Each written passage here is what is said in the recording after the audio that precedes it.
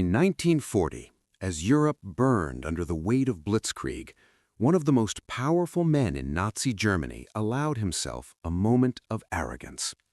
Hermann Goering, head of the Luftwaffe and one of Hitler's closest allies, looked across the Atlantic and dismissed the United States with open contempt. To him, America was not a military threat. It was a nation of consumers, not conquerors.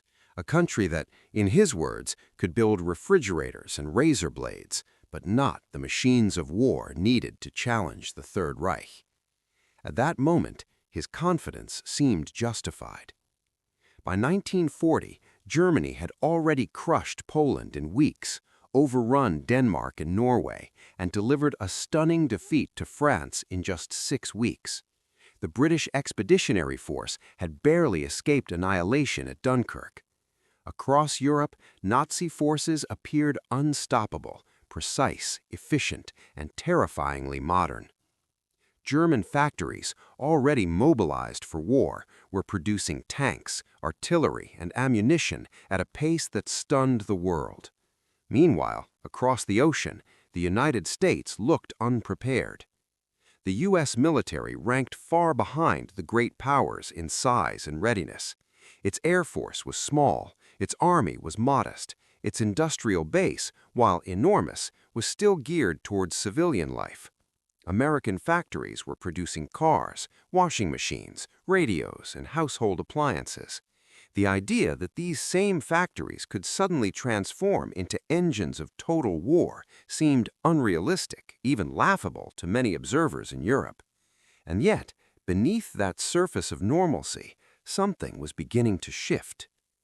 President Franklin Roosevelt understood what many others did not.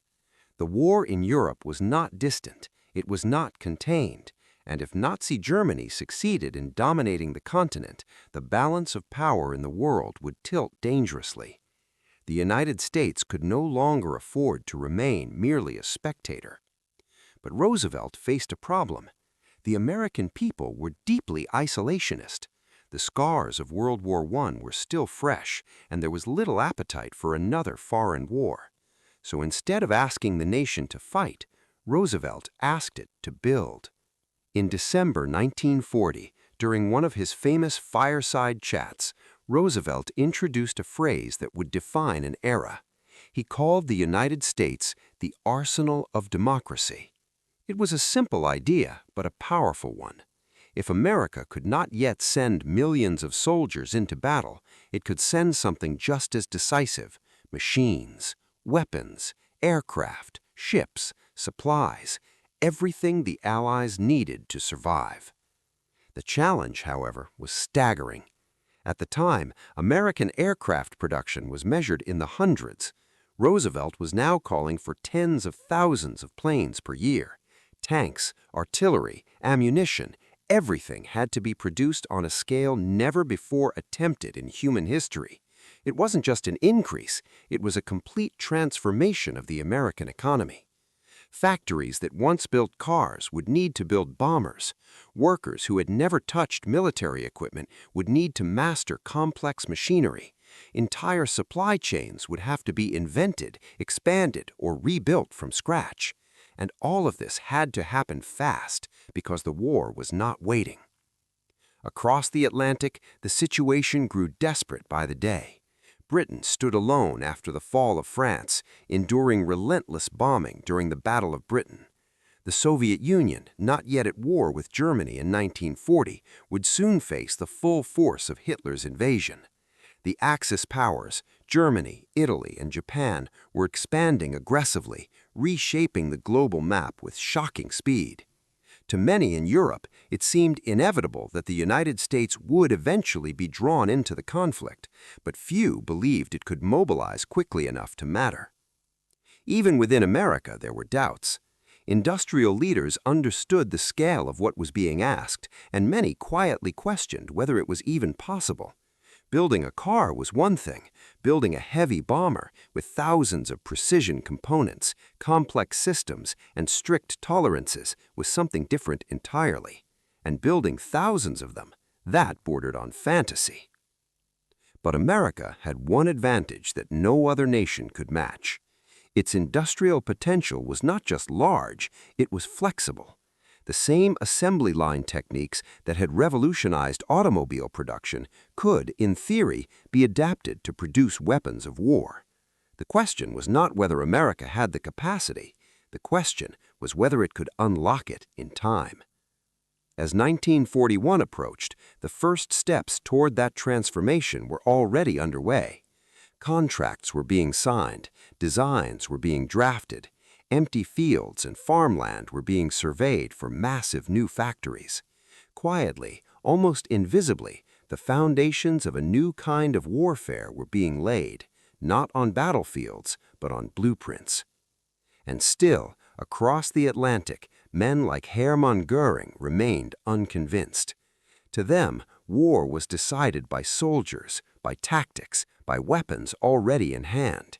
They believed victory would come from the skies over Europe and the tanks rolling across its plains, not from factories thousands of miles away. They were about to learn a lesson that would change the course of the war. Because while Germany was fighting the war of the present, the United States was preparing to fight the war of the future. A war not just of armies, but of production. A war where the side that could build more, faster, and better would ultimately prevail. And soon, on a stretch of quiet farmland in Michigan, that future would begin to take shape. By early 1941, the idea no longer sounded like ambition.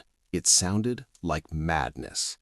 The United States wasn't just being asked to increase production, it was being asked to reinvent it, to take an industry built on automobiles and consumer goods and transform it into something capable of producing the most complex machines of war ever designed.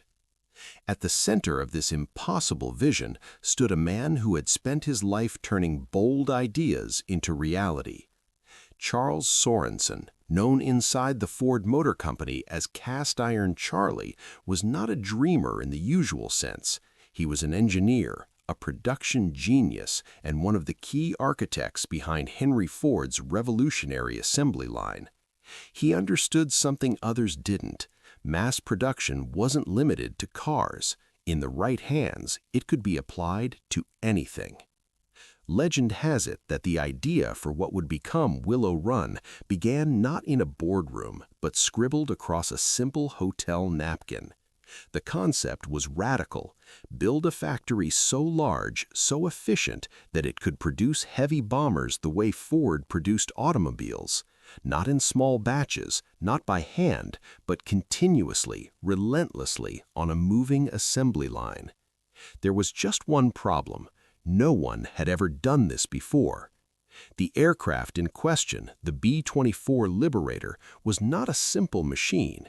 It contained hundreds of thousands of parts. Its construction required precision engineering, specialized materials, and skilled labor. Traditionally, bombers were built in sections, often by highly trained craftsmen working in relatively small facilities. Turning that process into an assembly line operation wasn't just difficult, it challenged the very fundamentals of aircraft manufacturing. Still, Sorensen believed it could be done. But belief alone wasn't enough. The project needed backing, financial, political, and personal.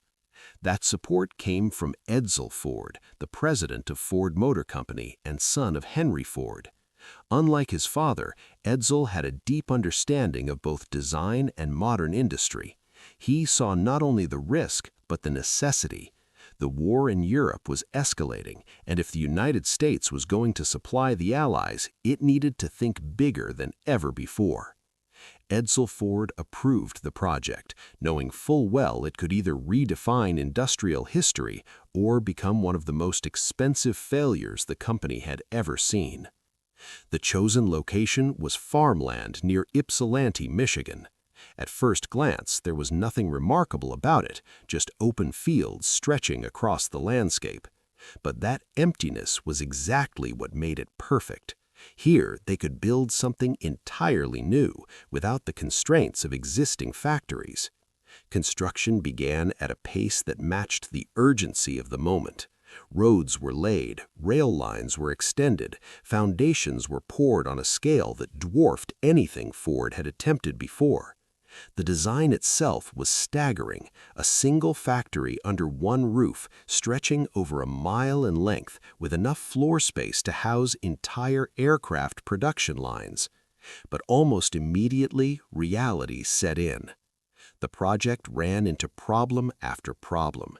Engineering challenges slowed progress, supply shortages caused delays. The sheer size of the operation created logistical nightmares. Even something as simple as coordinating the delivery of parts across such a massive space became a daily struggle. Inside the plant, confusion often replaced coordination. Workers were learning as they went, trying to adapt automotive production methods to aircraft assembly.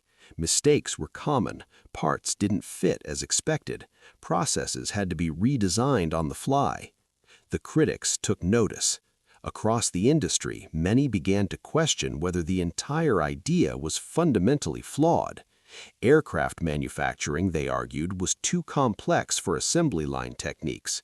It required craftsmanship, not conveyor belts, precision, not speed. Even within the project itself, doubts began to grow. The nickname came quietly at first, then spread rapidly. Will it run? It was a play on the factory's name, Willow Run, but it carried a deeper meaning. Would this massive experimental facility ever truly work, or would it collapse under the weight of its own ambition? For a time, it seemed like the skeptics might be right. Production targets were missed, completed aircraft were delayed. The dream of mass-producing bombers felt increasingly out of reach, and all the while the war continued to intensify. Every delay wasn't just a technical failure, it was a strategic one. But beneath the chaos, something important was happening. Each mistake revealed a solution, each failure forced an innovation. Engineers refined processes, managers reorganized workflows, workers gained experience, slowly turning uncertainty into efficiency. The factory was learning, adapting in real time, evolving into something no one had ever seen before. And then there was the human factor. Thousands of workers began pouring into the area, drawn by the promise of jobs and the urgency of the war effort. Many had no prior experience in manufacturing, let alone aircraft production. Farmers, shopkeepers, students, they were all becoming part of something much larger than themselves. They didn't yet realize it, but they were laying the foundation for a transformation that would change not only the war, but the future of industrial production itself. Back in Europe, the war machine of Nazi Germany continued to advance with deadly efficiency. To men like Hermann Goering, the outcome still seemed inevitable. Germany had the experience, the momentum, and the weapons. What it didn't have was time. Because while the world watched the battles unfold across continents, something unprecedented was taking shape in Michigan. A factory that shouldn't have worked, a system that defied conventional thinking, a gamble that was teetering on the edge of failure. But if it succeeded, it wouldn't just produce bombers, it would produce them in numbers the world had never imagined. What had begun as an experiment was now becoming a necessity. By 1942, the United States was no longer preparing for war, it was fully inside it. After Pearl Harbor, the urgency that once drove planning and debate had been replaced by something far more intense: pressure. Every delay now had consequences measured not in dollars, but in lives. Inside Willow Run, the chaos had not disappeared, but it had started to change shape. The early failures had exposed a simple truth. Building a B-24 Liberator like an automobile wasn't just difficult, it required rethinking the entire process from the ground up. Unlike a car, a bomber wasn't designed for assembly lines. Its parts were complex, often irregular, and built with tight tolerances that left little room for error. Trying to force that complexity into a moving production system had created bottlenecks everywhere. So instead of forcing the system to fit the aircraft, engineers began reshaping the aircraft to fit the system. It was a quiet revolution. Designers and production planners worked together in ways that had rarely been seen before. Components were standardized wherever possible. Sub-assemblies were created so that sections of the aircraft could be built independently, then brought together at precise points along the line. Every movement inside the factory was analyzed, every delay measured, every inefficiency targeted. The goal was no longer just to build bombers. The goal was to build them faster than anyone thought possible. At the same time, the workforce was undergoing its own transformation. What had once been a collection of inexperienced recruits was becoming a skilled, disciplined force. Thousands of men and women, many of whom had never set foot in a factory before, were now mastering specialized tasks with remarkable speed. Among them was Rose Will Monroe, one of the real-life inspirations behind the cultural symbol known as Rosie the Riveter. She wasn't just a symbol, she was a worker on the line, operating machinery, contributing directly to the production of aircraft that would soon fly into combat. And she wasn't alone. Women were entering the workforce in unprecedented numbers, taking on roles that had once been considered impossible for them. They drilled, riveted, assembled, inspected, day after day, shift after shift, and slowly the factory began to change. The noise inside Willow Run became something different, not the sound of confusion, but the sound of coordination. Conveyor systems moved steadily. Parts arrived when they were needed. Teams worked in sync, each step feeding into the next. What had once felt like a massive, unwieldy machine was beginning to function as a single, integrated system. But the scale of the operation remained staggering. At its peak, Willow Run employed over 40,000 workers. Managing that many people required an entirely new level of organization. Schedules had to be precise, training had to be continuous, communication had to be constant. Even small disruptions could ripple across the entire system, slowing production in ways that were unacceptable in wartime. And yet, despite the pressure, progress was undeniable. The number of completed bombers began to rise, not dramatically at first, but steadily. Each week brought improvements, each month brought new records. The idea that had once been mocked, the idea of building heavy bombers on an assembly line, was no longer theoretical. It was becoming reality. Still, the stakes could not have been higher. Across the Atlantic, Allied forces were engaged in a brutal, grinding conflict. Bombers were needed not just in dozens, but in thousands. Every aircraft produced at Willow Run represented more than metal and machinery. It represented a mission, a crew, a chance to strike back against the Axis war machine. And the enemy was watching. German intelligence was well aware of America's growing industrial capacity, but the scale of what was happening remained difficult to comprehend.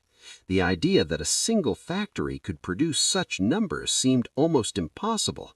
After all, even Germany, with its advanced engineering and experienced workforce, relied on more traditional production methods.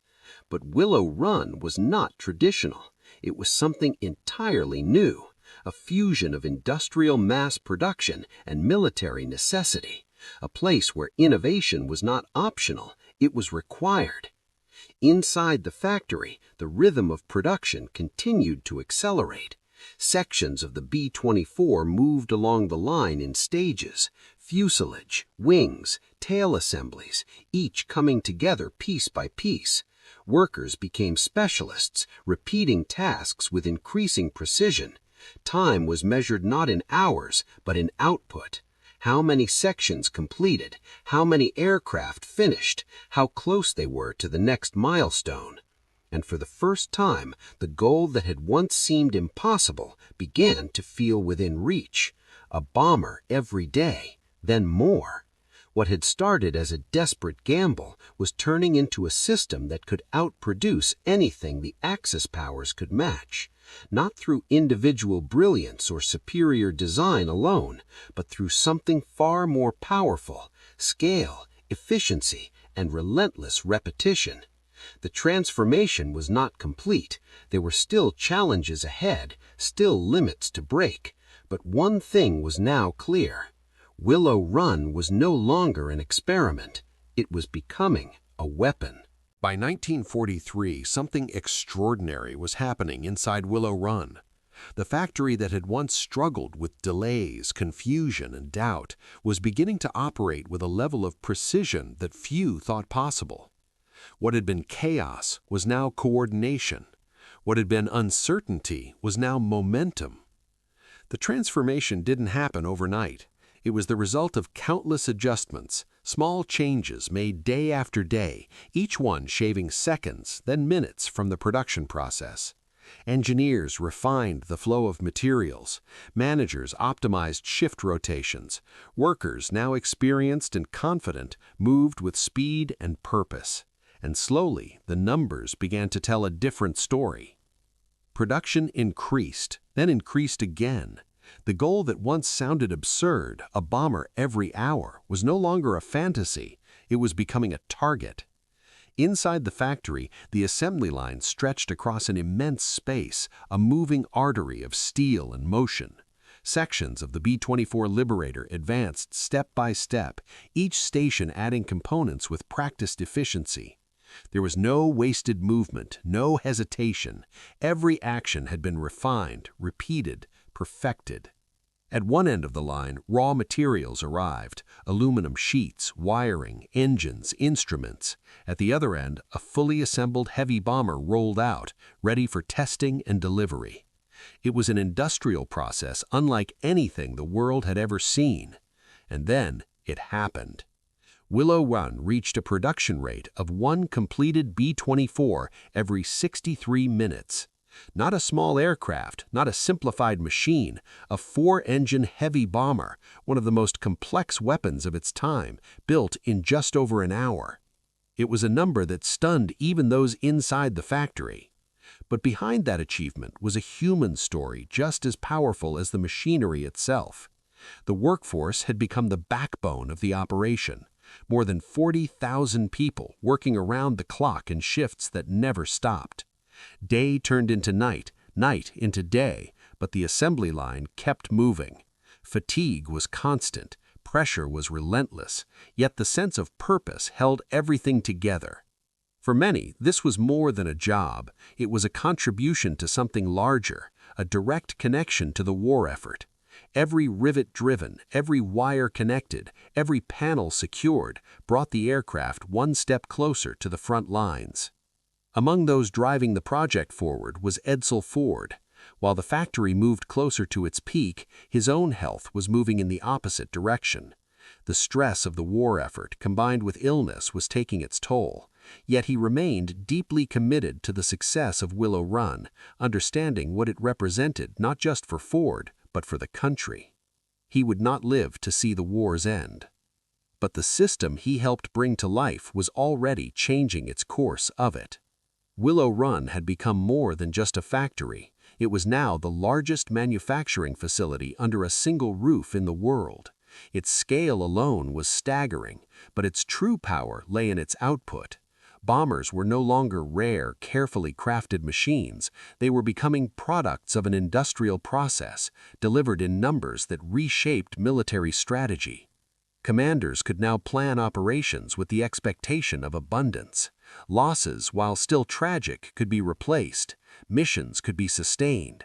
Pressure on enemy infrastructure could be maintained without pause.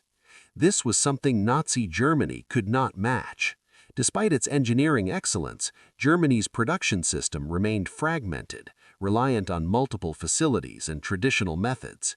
It produced high-quality machines, but not in the overwhelming quantities now emerging from American factories. And that difference was beginning to show. As 1943 turned into 1944, the steady flow of B-24s from Willow Run became a flood. airfields filled with newly delivered bombers, crews trained on aircraft that had come off the line only days before. The gap between production and deployment shrank until it almost disappeared. The factory was no longer catching up to demand, it was exceeding it. Inside Willow Run, the rhythm of production had reached its peak. There was a sense not of completion, but of mastery. The system worked, not perfectly, not without effort, but reliably, predictably, powerfully. What had once been called "will it run" now had its answer. It didn't just run, it dominated. And as the bombers it produced began to fill the skies over Europe, the impact of that dominance would soon become impossible to ignore. By 1944, the true power of Willow Run was no longer measured inside the factory. It was measured in the skies over Europe. What rolled off the assembly line in Michigan did not stay there for long. Freshly built B-24 Liberator bombers were flown across the Atlantic, joining massive Allied air fleets preparing for a new kind of warfare. This was no longer about isolated missions or symbolic strikes. It was about sustained, overwhelming pressure, day after day, night after night. The strategy was clear: destroy Germany's ability to wage war from the inside out. Oil refineries, aircraft factories, rail networks, fuel depots.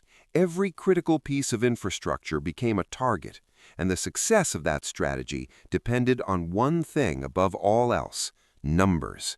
Not dozens of bombers, not hundreds, thousands. That's exactly what Willow Run was delivering. One of the most dangerous and defining missions came in 1943, known as Operation Tidal Wave. The target was the oil refineries at Ploiești, Romania, one of the most vital sources of fuel for Nazi Germany. Without it, the German war machine would begin to slow, then stall. The mission was brutal. Flying at low altitude to avoid radar, American bombers were met with intense anti-aircraft fire and fierce resistance. The losses were heavy. Aircraft were shot down. Crews were lost. But the message was clear: Germany's fuel supply was no longer safe. And the attacks didn't stop. In early 1944, the Allies launched a series of coordinated bombing raids known as Big Week. The objective was to cripple Germany's aircraft production and draw the Luftwaffe into a decisive confrontation. Wave after wave of bombers crossed into enemy territory, escorted by long-range fighters, striking factories and airfields with relentless force. For Germany, it was a turning point. The Luftwaffe, once dominant, was now being pushed to its limits. Aircraft losses mounted. Experienced pilots became harder to replace. Fuel shortages began to restrict training and operations. The very systems that had powered Germany's early victories were now under constant attack. Behind it all was a simple, undeniable reality: the Allies could replace their losses. Germany could not. Factories like Willow Run ensured a continuous flow of aircraft, crews, and equipment. Every time a bomber was lost, another took its place. Every time Germany attempted to rebuild, it faced another wave of destruction. This was not just a battle of weapons, it was a battle of production. And in that battle, the outcome was becoming inevitable. Even within Nazi leadership, the realization began to set in. Albert Speer, the man responsible for Germany's war production, would later acknowledge the devastating impact of the Allied bombing campaign. Despite his efforts to increase output and reorganize industry, the constant pressure from the air made it impossible to keep up. The factories were being destroyed faster than they could be rebuilt. Fuel supplies were shrinking. Transportation networks were collapsing. The war machine that once seemed unstoppable was being slowly, systematically dismantled. And far away in Michigan, the assembly line kept moving.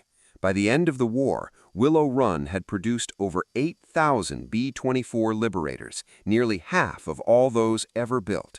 It was a number that would have been unimaginable just a few years earlier. Each aircraft represented not just engineering achievement, but industrial power on a scale the world had never seen. But the legacy of Willow Run goes beyond numbers. It changed how wars were fought. It proved that victory was no longer determined solely by strategy or bravery on the battlefield, but by the ability to produce faster, more efficiently, and in greater quantities than the enemy. It showed that factories could be as decisive as front lines, and that workers could shape the outcome of a global conflict just as surely as soldiers. Back in 1940, Hermann Goering had laughed at the idea of American industry posing a serious threat to its military might. 4 years later, as Allied bombers filled the skies over Berlin, that belief had been shattered. Because the war was not only won in the fields of Europe or the skies above it, it was won in places like Willow Run, where steel, labor, and innovation came together to create something far more powerful than anyone had expected. An arsenal, an engine of victory, and the factory that helped bring an empire to its knees.